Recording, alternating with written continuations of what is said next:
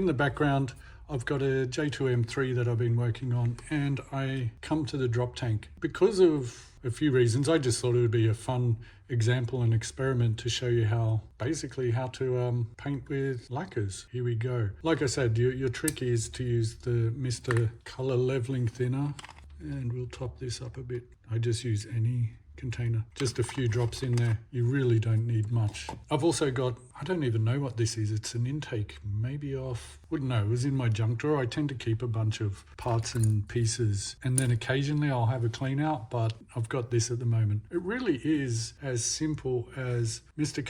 Color Leveling Thinner, some lacquer paints. I probably should use this as an opportunity. If you've never used lacquer paints, do use them in a proper work environment, ventilation and all of that. You do need them. They are pretty nasty chemically, but you can get really cool effects, and they are harder. You can basically treat this just like, so you can see here, probably a bit too thin. So what I can do is just start to increase the thickness. Still a bit too thin. There's no set measurements on this, that's for sure. It is really, like I say, the trick here is really in using the Mr. Surfacer, Mr. Leveling Thinner. You do want to be quick as well, because lacquers will dry very fast. Point is here, would I normally do it on large surfaces? Maybe not unless I want a specific reason for doing so. But you can see here, it's going to firstly dry quickly, but by just essentially moving fast, and yeah, I've probably got about the right thickness at this point. And when I say thickness, I'm talking about the mix of acrylic to Mr. Leveling Thinner. I actually found this one out by watching the Japanese modeling channels. So if you're ever bored, take a look there, because they're doing a lot of stuff that I've never seen before actually. So is it the same as airbrushing? No, but you can see here what's happening is it's self-leveling at this point. It's not the same as airbrushing, but what it does do, it gives you a different effect, which is sometimes what I actually do want. And I'll show you why. We can put that aside for now. I'm not into the whole, and I prepared this one earlier, but I do have something specific. As I said, the J2M3 in the background. I've got this drop tank. Now the thing is, I actually know that these were across all countries, essentially pretty roughly done. So it's not saying I think almost in this case the airbrush is probably just a bit too neat. I don't know if you've ever found that. Let me know in the comments. But sometimes the airbrush, obviously it's 99% of what I do, but at the same time it's too even.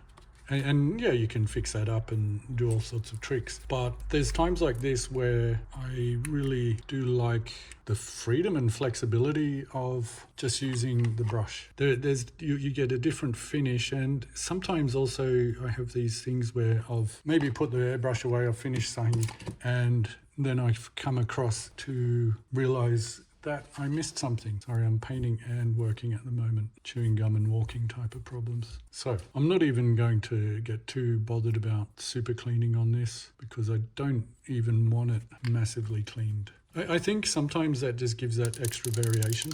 Oh, you can hear the rattle.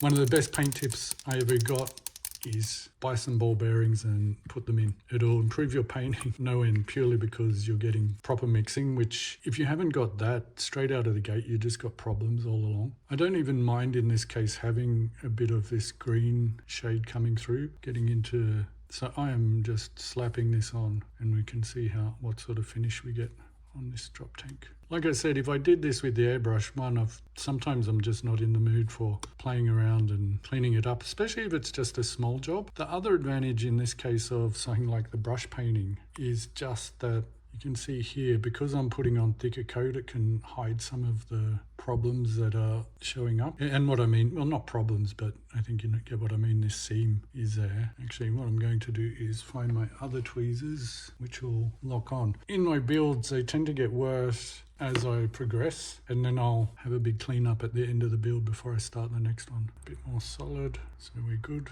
Bear with me. This is just one of those, yeah, like I say, impromptu sort of videos. I was working on something else. If you do see it starting to thicken up like that, all I got to do is brush in a bit more Mr. Surfacer. I keep saying Mr. Surfacer, but I think you get that I'm really talking about the Mr. Leveling Thinner. I actually quite like just even the little tint of green that's coming through in the front, which everyone will definitely see. So do bear with me, and we're almost done. In this case, you can see I've got a little bit that I missed. Paint always shows a little chunk of something gone. It does definitely show all your hits and misses on your finishing as soon as you put paint on. But I actually like the chunkier look on the paint. Like I said, these drop tanks were done as throwaways, so no one was spending a lot of time to make them look super pretty. Slap the paint on, get it out the door. You'll see that across the board from all of the powers, UK, USA, Germany, Japan. No one, common sense, no one was going to spend a lot of time on this type of stuff. Interestingly, I think quite a few of them were made out of things like paper mache and so on. So you can see I'm almost getting these different brushwork effects. Like I say, 99% of what I do is still going to be with the airbrush, but you get this a slightly different effect, which is sometimes useful. Sometimes it's just pure laziness. But I think the most important thing here is really, to be honest, I never really thought you could just brush paint acrylic, the lacquers like that. So there you go. That actually, I think I'm happy with that, to be honest. And just to come back to the one we prepared earlier, you can see there, is it perfect like an airbrush? No, I could even come back on this and make some changes, which I can do here just by way of demonstration. What I can even do is, well, we'll try this right now.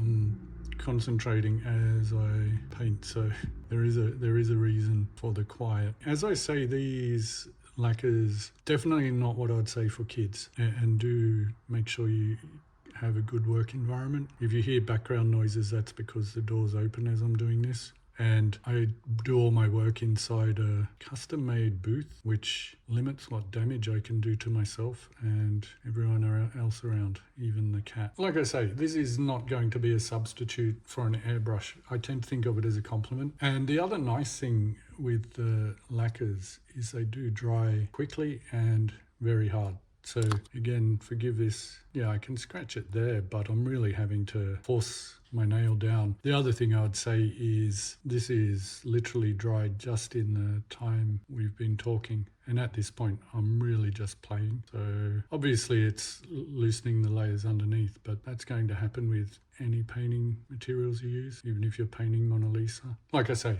I view that as a compliment. The first takeaway, yes, you can hand brush lacquer paints. Yes, you can get a pretty good finish. Yes, you can get a different finish. Don't think of it as a replacement. Think of it as a complement. So in this case, on this drop tank, yeah, I'm happy with that. It actually does give that, yeah, almost a gunky paper-like effect. So there you go. That is painting with lacquer paints. I'll probably do another video at some point on lacquers themselves. Yeah. Don't play around with them. They're not toys, but you can do some really cool effects. Other thing, like I say, if you get time, have a look at some of the Japanese channels because they're doing really cool stuff there. Okay, thanks again. Bye for now.